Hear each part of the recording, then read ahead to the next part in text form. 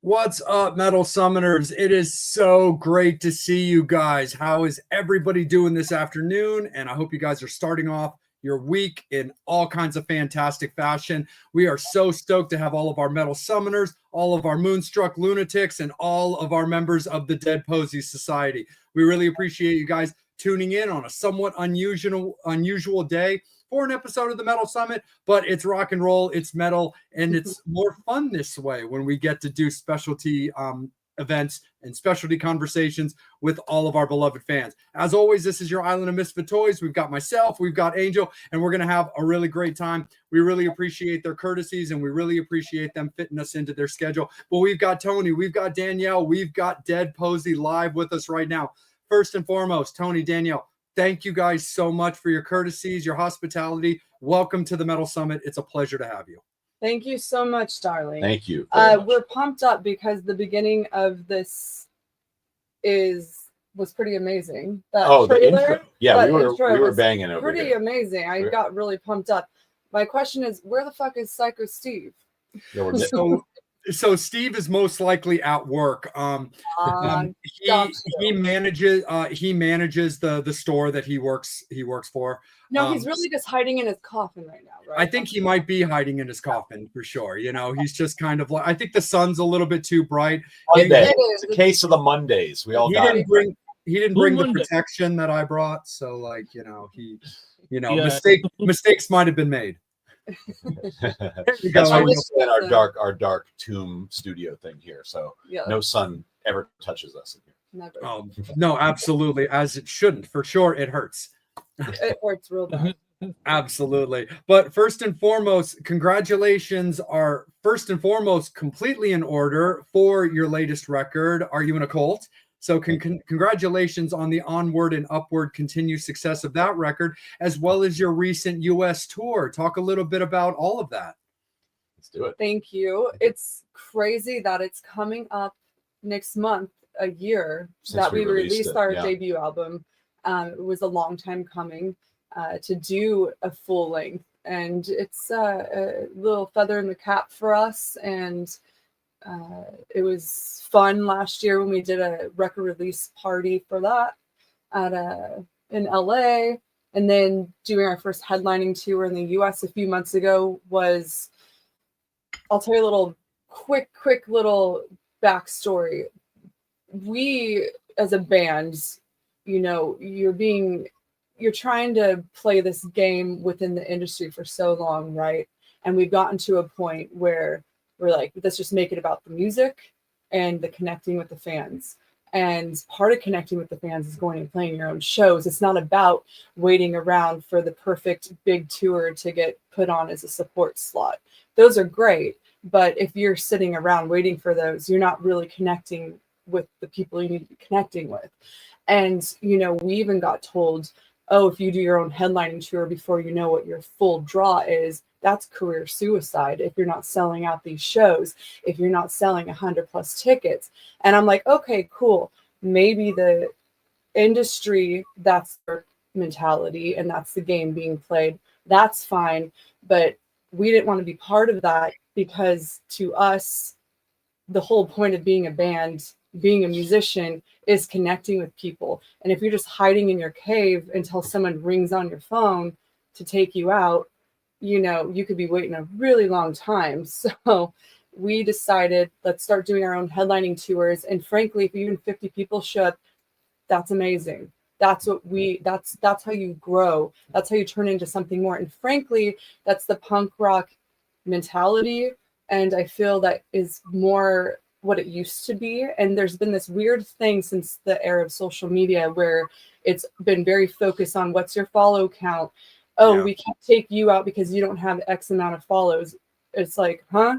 So we just, to a long story short, the US tour for us doing our own headlining tours is such a big deal for us. It's such a sense of pride, and we're really proud of ourselves, and we're proud of the world we've created and the people that have joined us in that. And the US tour was great, and we can't wait to do another one. And now for the UK, we never done a headlining tour there. In the EU, it's our first time ever playing over there, besides playing Spain last year for a festival. So I don't know if that answered your question, but that's just a little bit of behind the scenes information. No, absolutely. Oh, for sure. And one of the things that, like, this is kind of like, you know, a question like coming from me, like as a fan that's familiar with your band, but also something that I think is a kind of a cool thing to discuss for, you know, all of your fans as well as our fans that are getting to know you, is with the release of your first full-length album. If anybody who's familiar with, you know, the Dead Posey catalog, is you do have a series of EPs in Blue Monday, Malfunction, Freak Show. Right. And also part of your full-length album is the most recent series of singles. And the part that I found very interesting, and I also really liked, because that EP has some of my favorite songs. I'm a big Sorry You're Not Dead fan. But you had the Blue Monday EP fused in as part of your full length.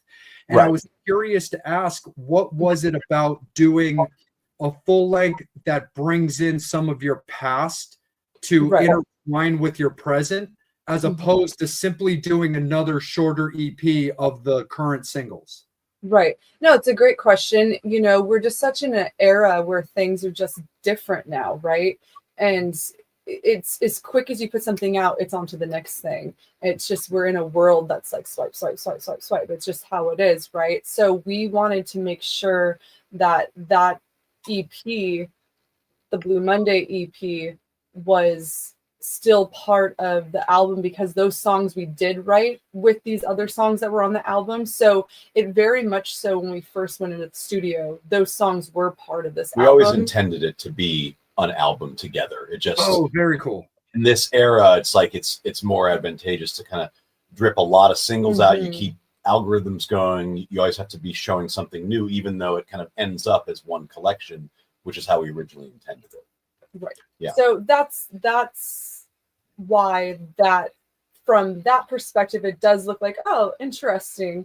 But behind the scenes, it's really just, we did write all those songs together. It just took a longer time for them to drip out. And even the Blue Monday EP was never, it wasn't really an EP, because that was, we were trying this thing called the Waterfall, which is, you basically released some singles. We knew we were all heading toward an album down the line. And then as we released the fourth single at that time, Blue Monday, talking to our sort of our label, it was like, hey, let's do this thing called a Waterfall, where you essentially take the existing 3 singles plus the new one and bundle them into an EP. That way they're all sort of talking to each other. It's like a Spotify thing. It's like a Spotify thing, basically. So really it's not artistic in that way at all. It's just the game and the systems we all have to kind of be in. And that's why we didn't want those songs that were still very much so a part of this album, Are You in a Cult, to be separated. To be separated. So that's why we made sure that they came back over and we were able to properly do an album, because albums are near and dear to our hearts, and they really do mean something. And so for us, even there's some artists that don't even want to do albums anymore. And I don't know if we would ever truly be that way. There's something to a collection. But we might put out more singles than maybe they would have 20 years ago. Right. You know, you do 2 singles, that's the album's out. Now you can put like 7 and then you get the album. One thing I'll say really quickly about Blue Monday specifically is that what's kind of awesome about being in this era that single came out a few years ago. It's on the album, of course, which came out a year ago. But because of social media, the love and hate relationship we all have with it, that song is having a really cool moment right now that it never had before, where through some posts that we've been doing, sort of to promote the UK and EU tour, but just to kind of give that song shine some light on it. It's really taken off on some social media posts. The streams are going up and all that. And this is a song that came out some years ago and is on an album that came out a year ago. So what's cool about today is that even if a song's been out for a bit, you can like re-promote it, give it some new content, give it a new look, and it's going to be new to people. So that you couldn't do in pre-social media era, pre-streaming era. So as much as ups and downs we have with both of those things, there are a lot of positives to it, and that's a good example of it. Absolutely, for sure. Well, we do want to take a second, of course, to say hi to anybody staying up late, still partying in the UK, who's watching us right now, and in Europe, who gets to look forward to Dead Posey coming and joining us. Absolutely, we want to definitely take a time to acknowledge all of our overseas fans and the Overseas Dead Posey Society. Angel, I am going to kick it over to you as well, my friend.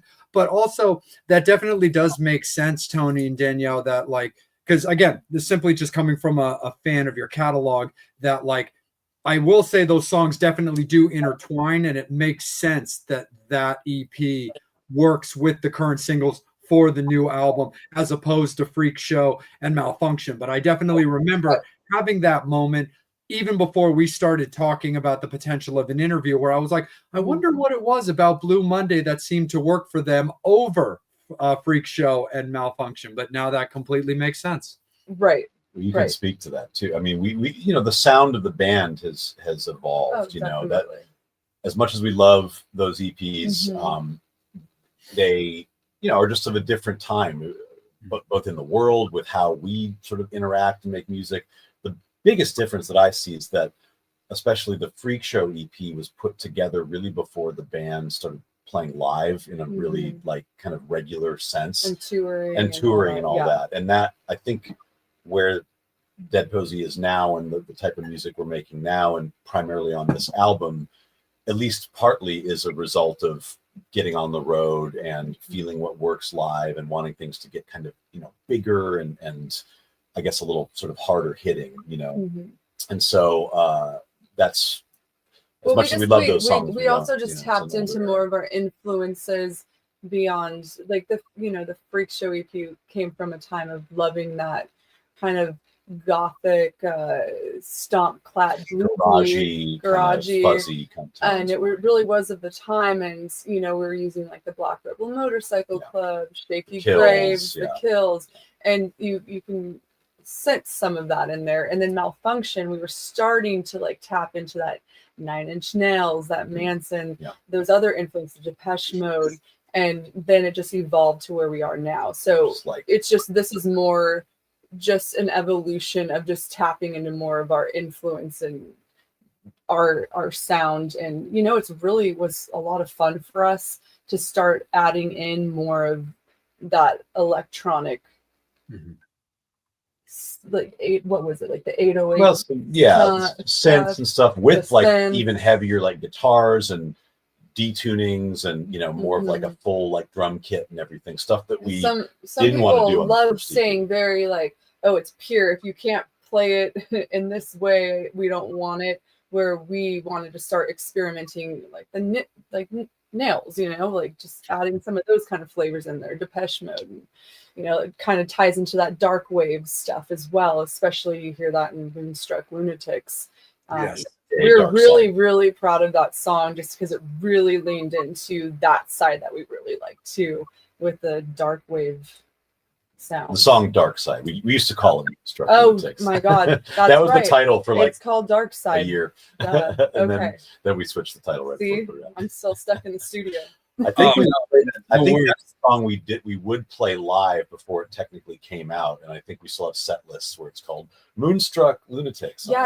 One extra interesting fact that you just reminded me of is this album also, a lot of these songs got to be played live before we finished recording them, so we were able to be you know what, we don't like how that went down live, here, let's tweak it so when it is played live, it feels even better to us. And also with this album, before everyone was able to go tour again, we had a TV in the studio, and it was just always on mute, obviously, but it visually there was all these big like rock festivals and live shows, and live shows and all these different like 90s music videos. So we were really getting influenced to just visually when we were making this album. So this first album really was in the spirit of playing live. How is this going to come across live just as much as the listener at home? So that's the difference too between this and like the Freak Show EP as an example. Oh, that's awesome. Right on. Angel, of course, my friend. Let's kick it up to you. Let you take it away. Also, Reaper, Steven, thank you so much for hanging out with us. Lisa with Front Row Promotions, thank you for coming in and supporting the band and, watching the show. Thank you so much for showing Dead Posey so much love. We appreciate you guys hanging out with us this afternoon. Go ahead, Angel. It's all you, my guy. Hey, just wanted to say thank you to the UK fans. I know it's 10, 11 o'clock at night, depending on where the hell you are. So stay up with us. Because again, it was genius for us to come on at this time. I was like, they're doing a UK tour. It's fucking brilliant. We're coming on at this time. Yeah. The sun is down. All the vampires are safe. Exactly. The vampires, we don't come out till night anyway, so it's the perfect time. I'm not sure if we even realized this was going to be live, maybe, but now we know that live. it is. But it is. Okay, hi, yeah. That's on me, Tony. If I wasn't clear about that when we were talking, sorry about that, man. Honestly, I'd rather have not known that because now I'm just in it. We're good. Yeah, or we might have said something about like, hey, we're going to be on this thing tomorrow, but here we are now. That's what matters, right? Totally. All right, I'm gonna get to a fan question because I'm just curious about the whole thing with TikTok. Yeah. Hey Jay, Angel, and Dead Posey, my new favorite band. Found you on TikTok just last week. How has TikTok impacted the band? I mean, it's affected the entire music industry. Yeah. We all know that for the last few years, people are like, it's ruining everything. But, I feel as a band, it's such a great tool, and it really does put the power back in your hands to just have a direct connection to people instead of having to go through the machine of the music industry and the gatekeepers to show you to the people. Now, TikTok just turned it up to an 11. And you just getting on camera and putting your stuff out there multiple times, it just hits new people every day. Like Steven, just finding us last week. And our heads were like, how does not everyone already know us? We've been out on the internet for years. But then to see that, it's so amazing. And honestly, we see that every week. And TikTok, like I just said, it has turned it up to an 11. And we feel so grateful to have that tool right now, because even Lizzo, I think last week, I have this epiphany. I guess it's all about whatever the world you create. It's not about the music industry anymore. And us, we're like, yeah, or like the mainstream. It's about making your own world and your own ecosystem. And every time you post something online, especially on TikTok, new people are seeing that. When you check the analytics, it's 95% new people, and only like 5% of the followers see these videos. And 2 years ago, when I was being told like, oh, you have to post the same bit of the song over and over and over again, I was like, that's so annoying. I'm going to be annoying everybody. But then now seeing, I'm like, oh, it's always new people, so it's almost not like the same people are even seeing it anyways. So we've really changed our mentality. This is such a great tool to connect and kick the gatekeepers out of the fucking way, frankly. And to that, it's power, and I'm all about it. And definitely changing the mindset, because Dead Posey's been a band for a few years now, and we've kind of been living through these different changes with social media from kind of the late 2010s Instagram era through the pandemic and into the TikTok era, where it's really become about short form video versus pictures and things like that. And having the mindset change that we went into a couple of years ago, right before launching this proper album cycle, has really been beneficial, and really kind of learning the game a little bit and learning what type of stuff works on that platform.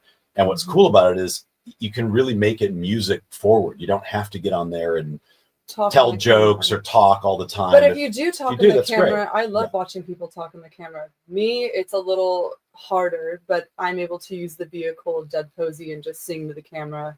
So it works. But talking to the camera, I mean, it's even on another level for people, which is amazing. Yeah. But continue your thought before I.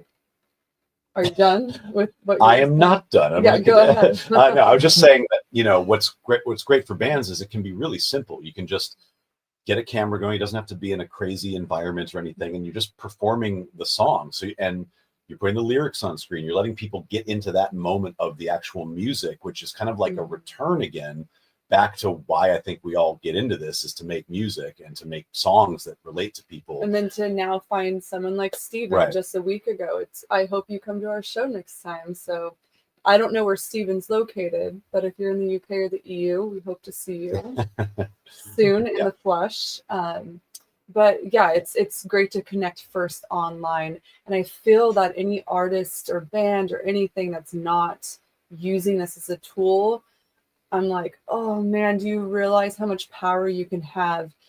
It's instead of waiting for Atlanta, we'll be back. We'll be back. Yeah, because we were just there in June, so we'll definitely be back. The air conditioner was broken. It was hot. It was hot, but it was a great time. Yeah. But anyways, as far as bands or artists not using these tools and just poo-pooing them, I feel like it's such a disservice to them at this point. And artists get stuck in their ways. We can all get stuck in our ways. We've just gotten tired of depending on the music industry to tell us when we can't play the game.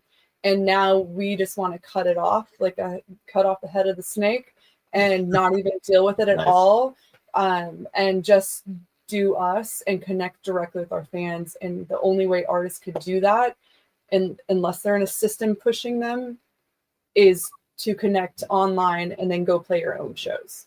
And we've had our ups and we've had our pieces of that. You know, we had different times of different, you know, companies helping and pushing and kind of doing that. And then, but it comes and goes, and like their interests don't always align with an individual artist over a period of time. So you just kind of have to really navigate that. And what's great about the social media platforms is it does allow you to kind of cut directly to fans and potential fans, and then it's up to you, the artist, to kind of collect them in the right way, and you know, get them to shows and into the merch, and have beyond your world, that too. Right? Have your world.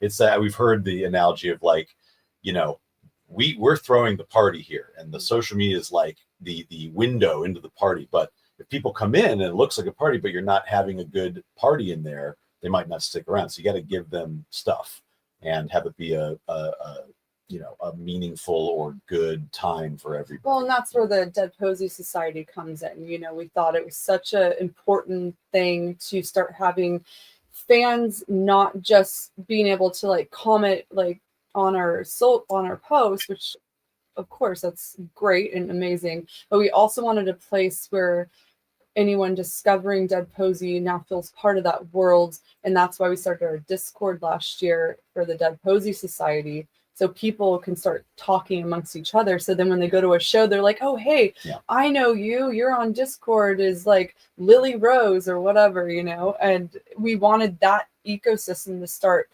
brewing as well, because it's just so important, I feel, because music does connect people, and we really wanted to be able to give back and create a world that people can actually start connecting together beyond just writing on a post. Like at this point, we're not posting for vanity or trying to get 1 million followers, or we're posting to connect with the fans, get them to our shows so we can all be together and connect with one another as well. That's why we're doing it now. And I feel anyone chasing the numbers, chasing the trends, one of our lyrics from, what is it, Zombies? It's a waste of time. You know, we've been told, oh, you don't have enough followers, you can't go on this tour. And we're like, all right, cool, you know. And that's also, every bit of that is fuel to our fire to be like, this is why we need to build our own thing. This is why we need to start doing our own headlining tours, regardless. how many people show up at first, because if you build it, they will come, and that's our mentality at this point. It's very underground punk rock mentality. Yeah. Are you okay? I'm all for that. Yeah. No, you're right. Like, you know what? Fuck you. We'll do our own tour. And it's gone into that thing where we were, you get a little, just because you're human, you can get a little like, man, and get bitter. But then we took that and just flipped it on its head, and we're like, you know what? This is actually a power. Sometimes being put and forced into a place, it actually creates something else that is going to be even bigger and better. And that's honestly our mentality now. And to be honest with you, I'd rather be doing our own headlining tours than waiting around to get put on tour XYZ. Even again, like I said, that would be amazing.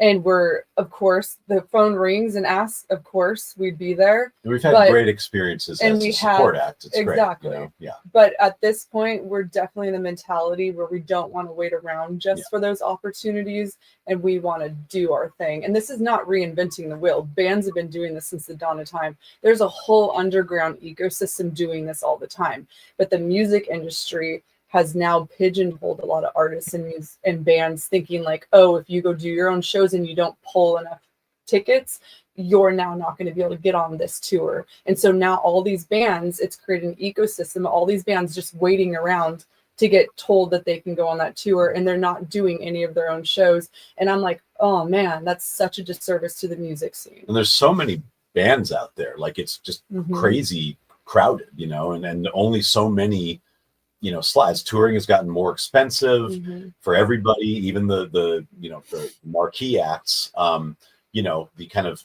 good sized mid-level acts that are playing, maybe 5,000 seat venues. We're not talking, arena, like stadiums.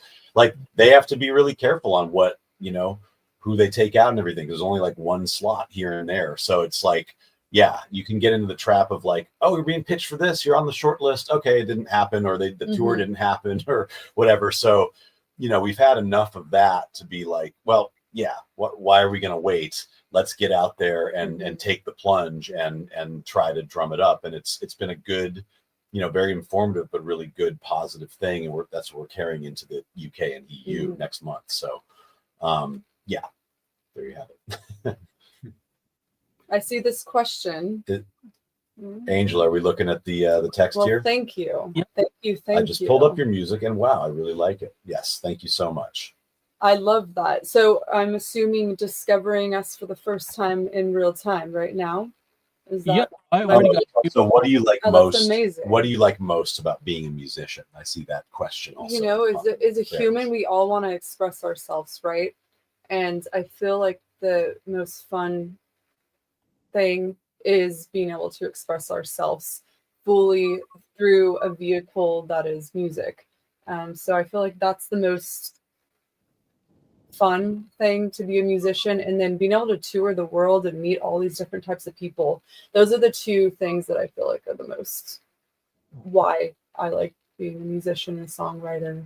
I think what's great about being a musician like today is you have so much power now, even though we live in a very chaotic world, and the tech overlords and the algorithms kind of run everything. There's that side of it, but you can take an idea, if you just have an idea in your head, a melody, a lyric, and with the tools we all have now, you can see that through to like thousands of people hearing it or more, without much interference, really. I mean, like, from distribution, everyone can do that now. From making music, the tools are so robust now, and like incredible what you can do, make music in the computer, and like guitars and all that kind of stuff is all very accessible now, and frankly more affordable than it was decades ago.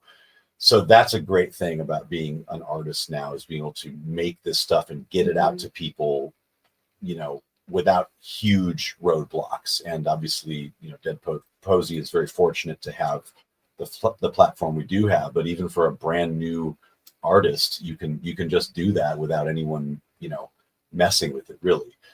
you just have to kind of know the systems and know the game a little bit. So, but all the information's out there, you know. I mean, there's a YouTube tutorial for anything you may want to learn how to do, and if you put the time in, you can get it to people, and that's what's really cool about being a musician today. Yeah, I know. I definitely want to talk about the European tour that kicks off October 8th in Paris. One of the cool things, and a good suggestion, get the VIP, because it's $75, Yes. and you can pay it with Affirm in 4 monthly installments of $18.75. Take another mortgage out; it's fine, you know. What that means is, every week or 2 weeks, you just pay $18.75. Thank you, Angel. What a Yeah, great thank salesperson you, Angel. for our VIP. So, you know, the You're VIP, hired. Thank you. Bye, obviously, Jay. Gotta go. No, I'm just you know, besides obviously the pay, you know, the VIP is so important to us. Obviously, it helps our bottom line, of course, to be able to even Helps get go us over to because Europe. we are self-funded. Yeah. So that helps us not lose our complete everything. But the VIPs are so important to us just on a personal level. We get to connect with fans that you don't really get to do when you're playing the show. And don't get me wrong, when we're playing the show, I'm definitely like grabbing people's hands and really connecting with them, and we're having a great time. But there's something about, because that's all chaos and fun and it's big energy. But the VIP, it's a little more intimate. Exactly, it's a little more intimate. We're playing an acoustic song, they're asking questions, we're able to like know our fans' names, and then we start recognizing their faces the next time they come. So it's we try to make it a special thing and not too like, oh hi, and then move on. because there is a lot of VIPs, and we understand when it becomes there's tight schedules. Some have to do like picture, sign, next. If there's like 100 people. But I think even if we do that tier one of these days, we'll also want to incorporate this tier still, so we can still like be able to have that one-on-one experience with people. We hope to make the extra expense for someone, because we know how tight times are for everybody, and we understand. But we hope to make it worth it. Yes, it A does. real one-on-one experience, not one-on-one, 2-on-1 or 2-on whatever experience. Or 5-on-1 or 10-on-1. I mean, I think that was cool is with Affirm, is that you don't have to pay the $75 up front. Right. And I mean, today's feature has been sponsored by Affirm. And it's interest free.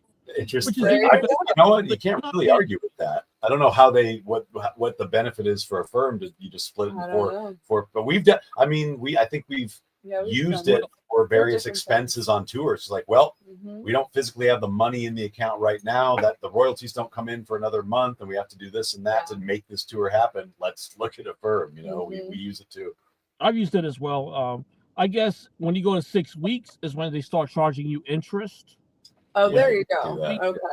But it's still worth it because you get the VIP and you get to have a blast and tell all your friends about it.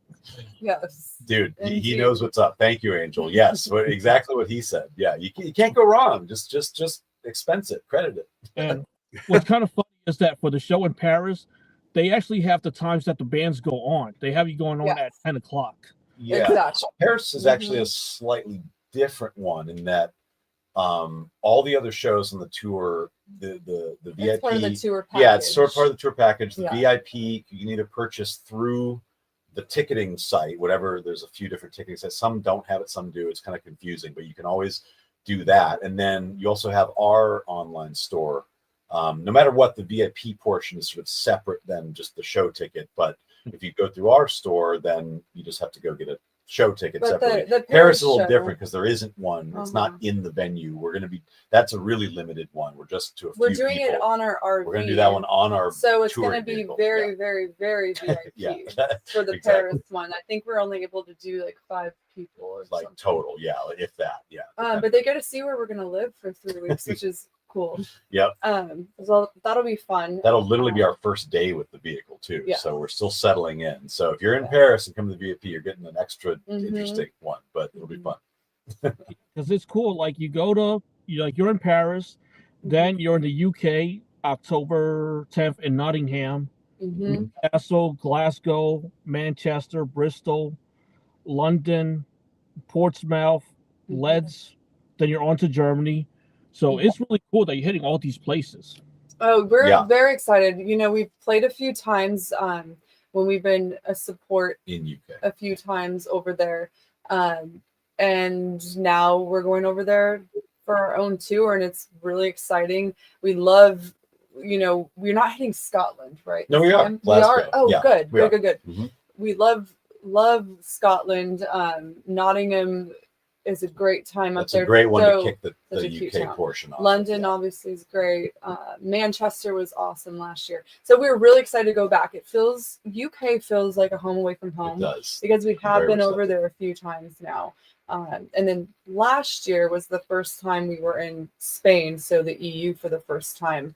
But Dead Posey's never played Paris, Germany, or any of that. So we're really excited. Yeah, the EU portion is totally new for us. Other than Spain, but like Germany, 5 shows there. So this is definitely the longest. It's been an adjustment for us too, because the times we've gone to Europe before, are usually like about a week or so.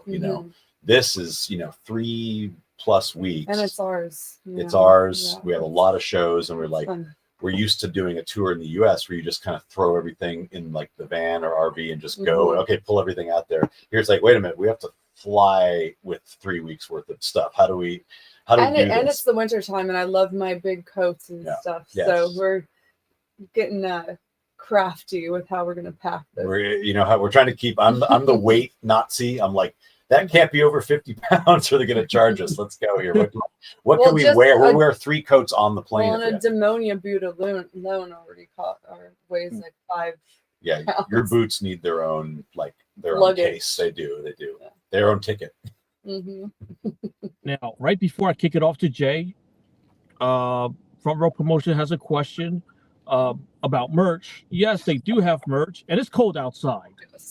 I'm cold right now. So if anybody wants to get me a bomber jacket, that's right here, $100, bro. So There's I'm not always freezing to death. You can do that. Yeah, And they also have the hoodies for $55. Yes. If anybody wants to get me a hoodie so I don't freeze to death, for the next 20 minutes, Angel, there's always a firm. Just gonna say. act now. Always a firm. No, I'm just kidding. No, but there's going to be merch out there for the tour.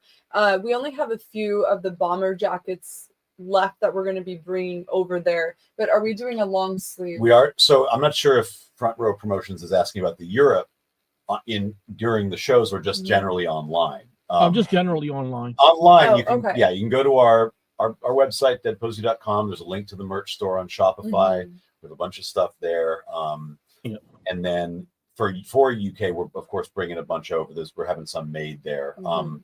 The only thing that's going to be, there's a couple things that'll be exclusive to that right now, which will be a long sleeve Vamp t-shirt and the tour shirt for the UK, which will have the bands and like the dates and all that kind of stuff. That's not available online yet, but the rest is basically. So yeah, deadposey.com. Yeah, and if you're like me, I don't have $100, but I can go to a firm and spend $24.75 for 4 payments. Yeah. Or just you get a CD, it's $15, or a poster or so. We have lower price items. We're not the minimum is not $70 or something for merch for us. I'm like a firm, you better sponsor this fucking tour. Seriously. We've been giving you free promotion. That would be great. We'll be part of the banking industrial complex if we have to, 1%. Yeah, seriously. Before Jay kills me, Jay, we got 15 minutes left. You're Back good. to you. No worries, man. It's all good. This has been awesome. Danielle, I wanted to focus this one a little bit on you and your lyrics and your songwriting process. And of course, Tony, anything that's applicable as well, of course you're invited on this as well. One of the songs I wanted to focus on was one of your singles, which is Welcome to the Nightmare. Unfortunately, and also just because it's just kind of the way that the world is just in general, there's certain amounts of social unrest and things like that. And that's one of the things I've always really liked about Dead Posey. And one of the things I've always also respected about the way that you guys carry yourselves, like you said, with the bringing in, you know, the family as opposed to fans and stuff.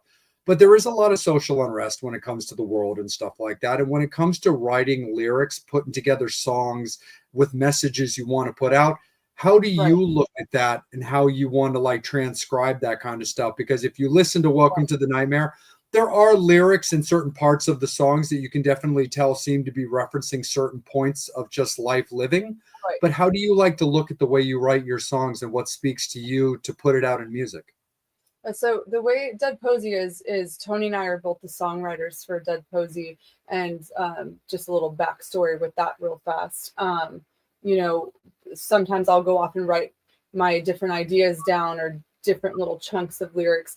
He'll be crafting different ideas for the production and, you know, just different potential song ideas, melodies and stuff. So when we come together, it's really like a fun process in the sense when it first starts, because we both come in, we're like, hey, I have this idea for a song, you know, and then, oh, maybe I have some of these fleshed out lyrics here.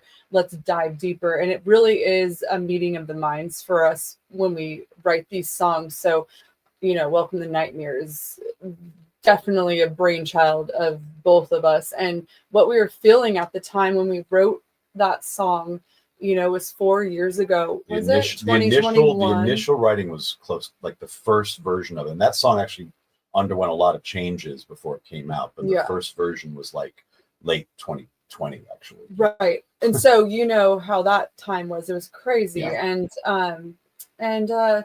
you know, we were filling all our feels, and I, you know, with Tony, just felt this thing of, okay, how we want to say how we're feeling right now, just like you do when you write any song.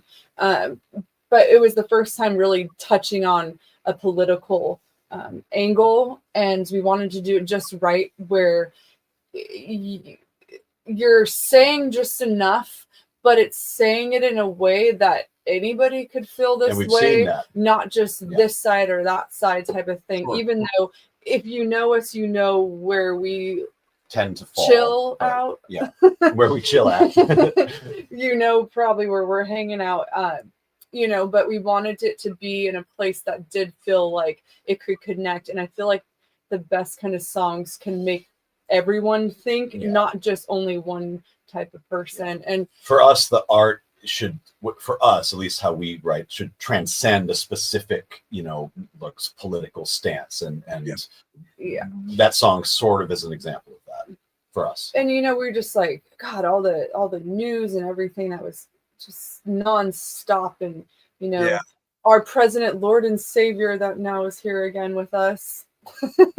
You know, it was all part of that, like, oh man, and then just all the social unrest, and also all necessary. How the news tries to make it all entertainment and just hence no matter what's going on. You know, they'll entertain us, suffocate us, suck us dry till we're dead inside. You know, we really were feeling that way, where we're upset and angry that some people don't see things the way we're seeing them, but then we're also angry because the bigger system at play that is not for any of us is also sucking everybody dry in different ways, you know.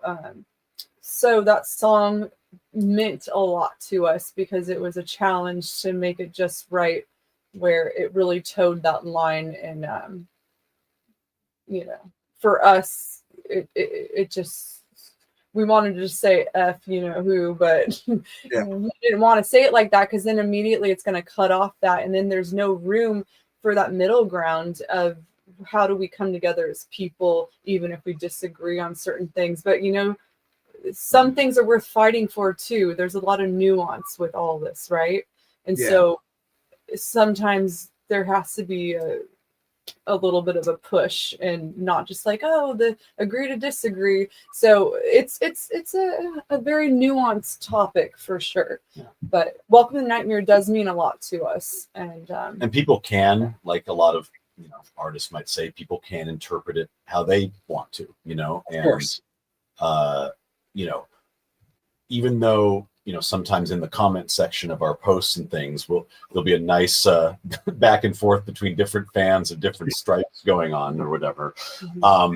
If what we hope is that we're in such an era of people just yelling at each other online, basically, and even if you're on the same side, that can happen. It's right? like, oh, if you don't agree with every last little thing I do, Then even if you're you're wrong. on my team, then you're now not part of my team, and it's just I can't engage with you, and that we hope to not encourage. We do hope, if anyone's talking about this stuff, have a real conversation about it and try to listen to each other and try to understand, even if you'll never agree. Try to understand where the other person's well, because the little secret in my mind is whoever is controlling everything doesn't want us to get along. Well, sure. And doesn't want us to see eye to eye. And every little difference, they're gonna throw it out there.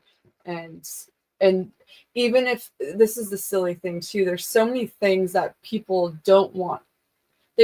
Everybody does actually want equality, but because certain things get spun, it makes certain people think like, no, that's bad for me. Like, I don't want that. And it's like, if you're just thinking on a human level, it's like, of course that we should have equality for all. But because certain shit gets spun, it can make certain people think that that's now a bad thing.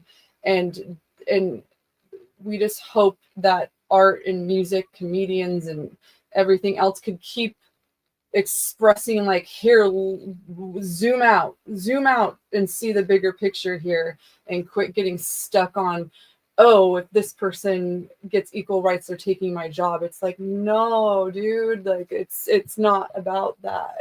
So I don't know, we can go all day on this, but for sure. Well, that just gives us an excuse to bring you back. There you go. There you go. All political. I love to talk songs and I love to talk lyrics. And one more song that I do want to touch off from the album. Well, there's actually two songs I want to touch on, but one is specifically for me, and the other is the one that I've super duper been feeling, that I know a lot of the Dead Posey Society is feeling as well. And the one that I wanted to touch on for me personally is, I mentioned it earlier, I'm a big Sorry I'm Not Dead fan. I just really love that song. It vibes with me. I really, really love it, as far as, coming off the EP or the Waterfall, as you mentioned before. So I was already very familiar with that song. So I'd love for you to talk a little bit about it.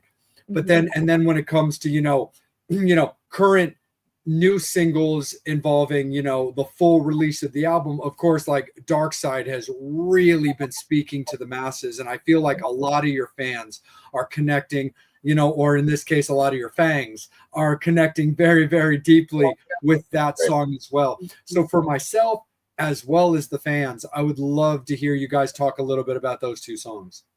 Sure.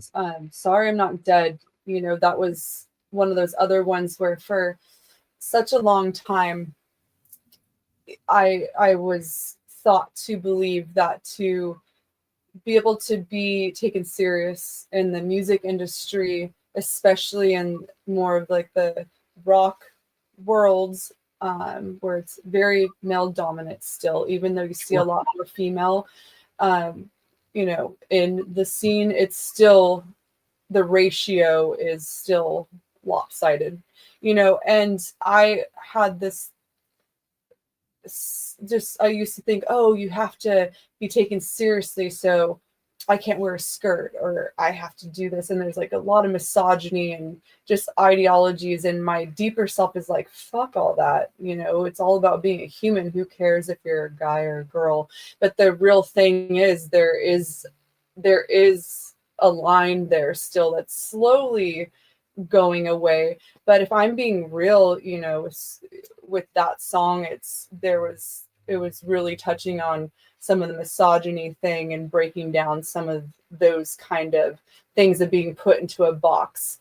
And I think the original title of the song was "Patriarchy's Dead." Right. It was. Then we switched it a bit. No, it was. And it wasn't about like, oh, hate all men. It wasn't about that. It was more like a little bit of a battle cry of, I don't have to be this perfectly curated thing to be liked as a woman. I can just be me it doesn't have to be anyway. But then it just goes for being human again, right? Yeah. You shouldn't have to just fit into this certain box to be a guy, or fit in this certain box to be a girl, or a they, them, or any of that. You know what I mean? Like, you should be able to be you, whatever that looks like for you, and that should be okay. So for me, I present as female, and I feel this misogyny in this industry, in this scene. And honestly, I see it from some of the females too, if I'm being honest. In the rock world, you know, we haven't been very welcomed with some of the other female artists in this scene. And, you know, at first it used to bum me out in a way, like, oh man, like, why is there this weird competition thing and not just being able to bro down? But then I also try to zoom out and like, well, there's still limited slots to a degree at that table. And so it's kind of shaped me not to be bitter about it, but just like, oh, that's how I don't want to be, so I'm not going to be like that. And I feel like that's a powerful thing. Anything that kind of like is shitty that can happen to you, you can turn it into a powerful thing to be like, that's not how I want to be, so maybe that's why it was shown to me in that way. So I don't do that to anybody, you know. So I don't know if that answered your question per se, but No, for sure. I mean, Danielle, do you think that, like, even though being, you know, a female rock singer, metal artist like you are, do you find from your experiences that still being like a part of like our community, a community that I'm a part of, being a goth alternative person, right, do you find that adds an extra hurdle for you that maybe a metal singer that still has a little bit more of like a, you know, cookie cutter type right. looks? I'm trying to pick the right words, but I think you understand what I mean. I completely understand what you mean. Yeah, you know, Dead Posey is a little left of center, if we believe and feel. We don't fit into that box of, oh, metal singer XYZ with this colored hair and Right. this outfit, and you sing like these technical amazing ranges. Like, that's amazing, and I'm just like, oh, amazing, right? In awe of it.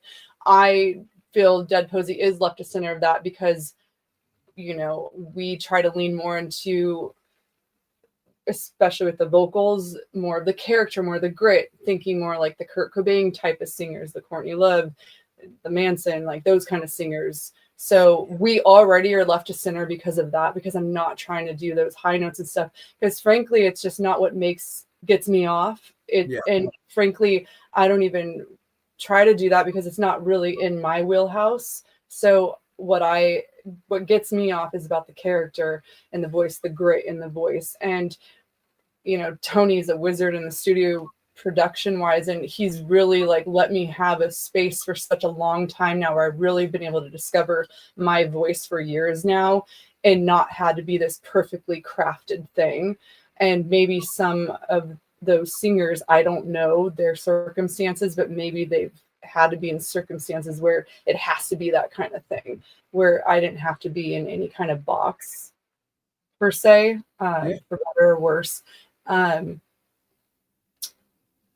And there was another part to that question that you had asked. Nope, totally, absolutely. I wanted to talk a little bit about Dark Side, because that really seems to be connecting the Dead Posey Society quite a lot. I mean, I see so many of your fans talking about how much that song means to them. I mean, I love your range as well as the way that song's collectively written by you guys, because it's got these harder aspects. It's great musical balance to it, but also a melodic feel with multiple ranges. So I definitely, you know, love that as a song that I connected with for sure off the album. You know, as far as the series of singles that I wasn't already familiar with from Blue Monday, like we had discussed. So I definitely wanted to touch base. It also looks like Front Row Promotions here has also mentioned how much they like the Dark Side song as well. Oh, that's amazing. Let me just finish really fast, because you reminded me of what else I was going to say. There's two parts to, is Dead Posey a little left of center? Oh, right. Yeah. And so Dark Side is a good example. For you. Right. So like Dark Side is a really good example of why we're not just that metal bands XYZ, because we are leaning more into the dark wave a little bit as well. You know, we're kind of using all of our different influences, and that's where Dark Side comes in, where you're not really seeing some of those kind of metal acts doing that. It's either this or that. And so we're trying to toe this line between both the worlds. And, you know, we also have that underground punk rock vibe to us and how we want to do things too. So I feel like that's going to seep into what we do as well. But I'll let you do a little bit of the dark side. Let me go on the dark side for a second. Pull over the dark side. I think that's a good, you know, that's been one of our kind of sort of favorites, one of our personal favorites, that the writing of it came very quickly and kind of magically. I think we had the whole song written in like an hour, right? In a studio session we were doing. I had like that like riff that I kind of had a thing or like a beat sort of with that.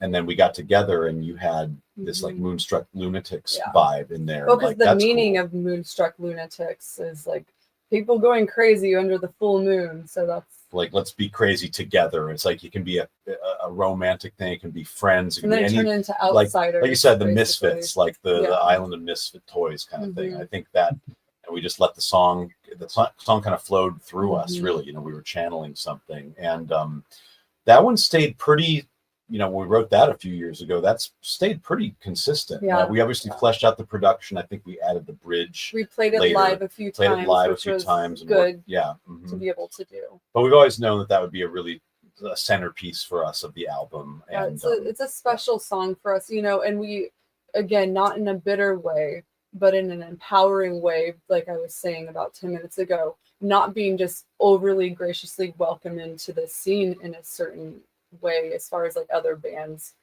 and stuff. It does make us have this little outside of time feel to what we got going on. And I feel now that we've built this world and our fans that are connecting with that world with us, it's almost that song is emulating that feeling of like, oh, see, we got our gang, the Moonstruck Lunatics, caught on the dark side.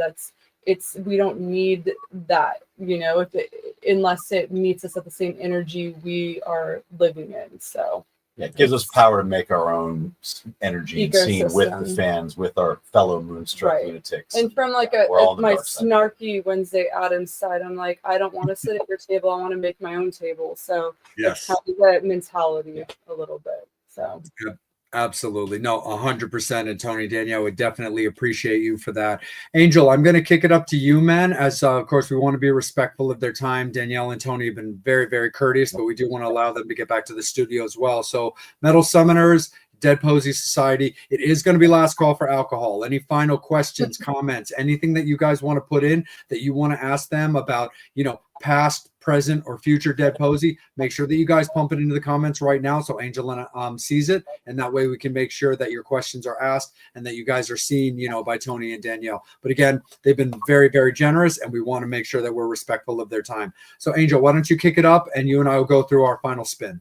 And I did see one of our fans that I recognize, Mike Davidson, I believe. He's up there somewhere. I thought he asked something. I saw it come and go though.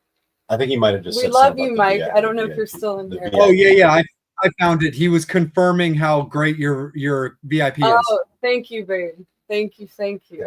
Yeah, it was the US one was a lot of fun every night. So yeah, see, that's what I'm saying. You meet people and then you recognize their face and name, and that's what it's all about, man.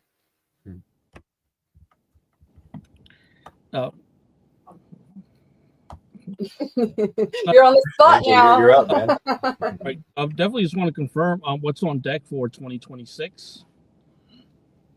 What's on deck for 2026? Oh, okay. Well, I mean, we want to do another headlining tour in the US. We're going to be trying to start writing in the studio, coming together. We both have a lot of ideas already that we need to kind of like. So the mind meld is going to probably start happening this over the holidays.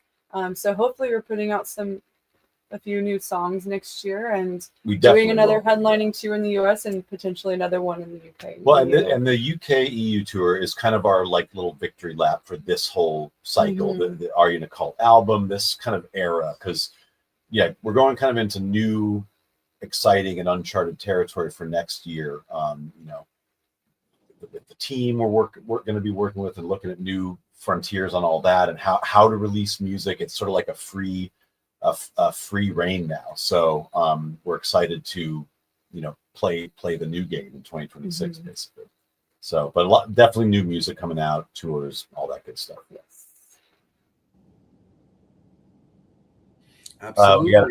I'm seeing. I noticed the Chihuahua in your video. Love Chihuahuas. Oh, remember that girl that has the in Dark Side. Yeah, we loved the little baby too. That was a fan. We did for Dark Side. We took a bunch of fan submissions to like performing the song. I think the Chihuahua was our biggest fan, actually. The Chihuahua was awesome. Yeah, seriously. But we haven't seen the Chihuahua in the VIP, so you know. I mean, one of these days, if we're ever so lucky. We love all pets and animals, basically. You know, who doesn't? I'm vegan too, so I take it to a whole other level. No eating Chihuahuas. No, not at all, of course. When it comes to anybody who's going to be discovering you guys for the first time, you know, who's seen your videos and is listening to your music, but will be seeing you live for the first time, whether it's next year back in the States or, of course, coming up in a couple of weeks in the UK. For anybody who's not familiar with, is there any touring musicians that join you on stage? Of course, with the advances in technology, you know, a 2-member band is definitely... You can definitely succeed performing yourselves by yourself.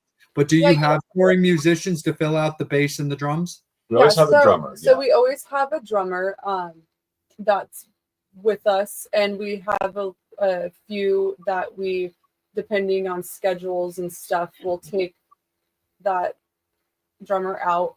And then as far as bass goes, just because of budget, we just have it on tracks for now. We would love to have a bass player, have a live bass player, but honestly, you know, if we could pay them in a firm, maybe it would work. But I don't think that'd be fair to them. So yeah, right now we don't have a bass player, and it's not by choice, but just necessity at this point. But the show still is a full show, and we, you know, it works. We have it pretty down. So. Yeah.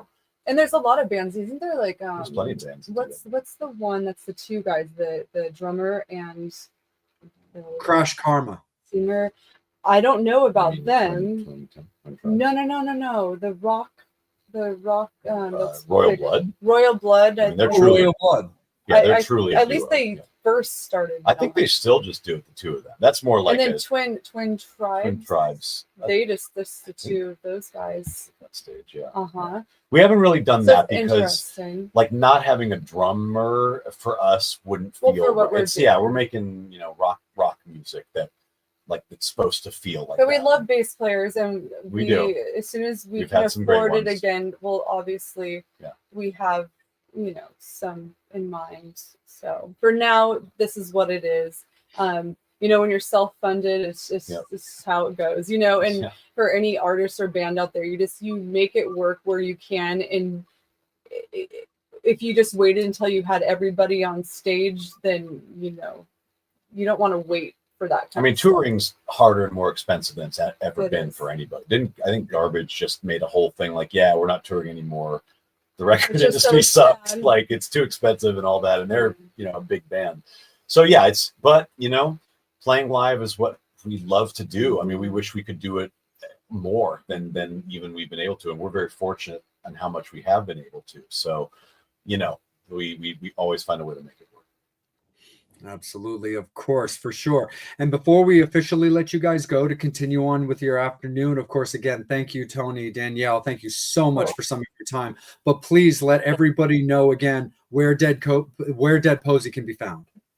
If just deadposey.com, you can find every link and everything you can think of for every social media platform, etc. At Dead Posey usually is pretty much all the. Yeah, if you go to TikTok. the website, everything's there. If you can't find us easily, our videos are up there. YouTube, the the merch store, which has VIPs and all the merch and everything. Or you can find Tickets. us in a bat cave near you. Exactly. Coffin, creeping Mhm. near what we do in the shadows. Exactly. Absolutely. Is there any potential for Dead Posey vinyls in the future? Definitely. We wanted that. We were talking about it earlier this year. Again, as soon as there's even more funding coming in, that will definitely be part of the equation. So We on just the did bid- CDs for this one. just on the business side, frankly, Yeah. that's the only reason we love vinyl. So as soon as there's more of that coming in, most definitely. We were talking about a kind of deluxe version of the album, you know, with that collab that we put out, the new collab with Dead on a Sunday. Hasn't Mhm. fully materialized, and there is a possibility though of a very limited run of some kind of Are You in a Cult vinyl. We have to kind of set it all up, and you know, if there's another US tour or another thing to move it around a little easier, hard to fly with vinyl to Europe. Yes. So it's like we just didn't do it for this But one. But long we've always story wanted short, to. we Yeah. love vinyl, and we'll definitely do it as soon as we can. We'll let you know as soon as there's something to. Sounds great. Absolutely. Angel, I want to kick it up to you real quick, brother, if there's anything final from you. No, just want to thank you for your time and good luck on the UK tour. Thank you Our so pleasure. much, my Our love. absolute pleasure. Thank you. And Absolutely. we hope to see both of you the next time. Next time we're in your area, Maryland and Nova Scotia. So Mhm. East Coast. We just got to get over there. We just got to get to the right coast for one. Angel's in New Jersey. There you go. Okay. But we definitely look forward to it. I can't wait to, see you guys, get to hang out, rock out, and of course, thank you guys in person as well. And, Tony, Danielle, again, thank you so much for your time this afternoon. The biggest thing that's always the most important to myself, Angel, and on Steve's behalf is that you guys enjoyed yourselves. You had a good time. You felt respected, liked the questions that were asked to you. And most importantly, you felt that in any way, shape, or form, this interview could benefit Dead Posey's continued success. Oh, yes. Absolutely. It was a blast, and it was great interacting with the fans too, and you guys, and we can't wait to see. Thank you for picking up the shirts. That does help us a lot. And always. It looks good on you. It looks good. Yeah. You cut it. Did the sleeve right here? I recommend that. I do that a lot too. Oh yeah. All of my shirts end up on the wrong side of a pair of scissors. She's very she's into customizing for sure. Oh, right on. But actually, as one quick little final thing, because I find it interesting, and some of the fans might have noticed this as well. Can you talk a little bit about the difference, if there is a difference, between the Dead Posey merch store and Midnight Vamp? Oh, yes. Okay. So 2 years ago, I wanted to start a clothing line. I'm going to call it Midnight Vamp.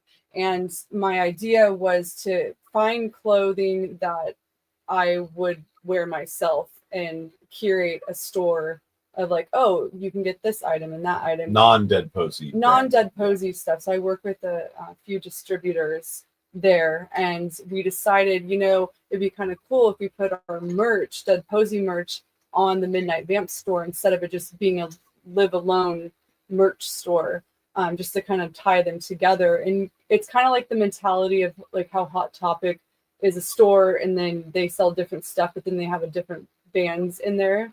So it's kind of like that mentality, why we decided to merge them together.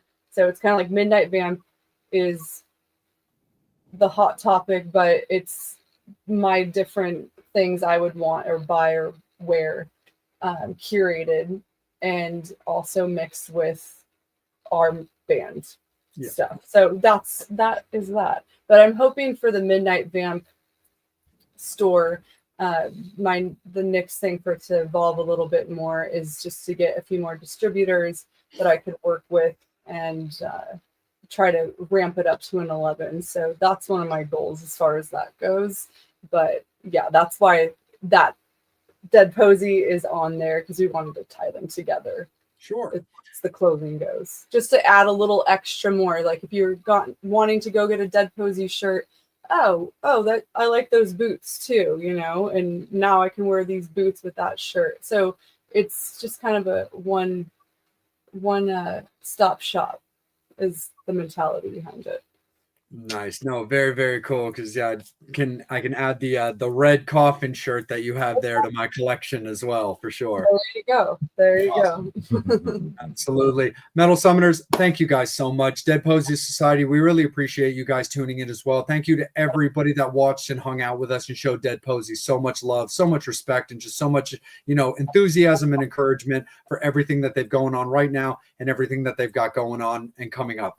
Thank you so much for everybody who was able to tune in and watch from Europe. They're coming your way very, very soon. In a couple of weeks, they will be headlining over in Europe. Please, kicking it off in Spain. Make sure that you got in Paris. Sorry, kicking Angel off in Paris. is so excited. Angel got excited by that. Absolutely. So we definitely look forward to them and their success overseas, and then bringing it back to the U.S. with new music coming on the way. Again, Metal Summoners, thank you guys so much. Make sure that you're following Dead Posey on all of their socials, deadposey.com and @deadposey on all of their various socials. If you want to follow Angel, you can find him on Instagram at AngelAlamo78. You can also find him on Facebook as well. For myself, you can find me at salem.vampire on Instagram, but I can also be found under that moniker as well on Facebook also.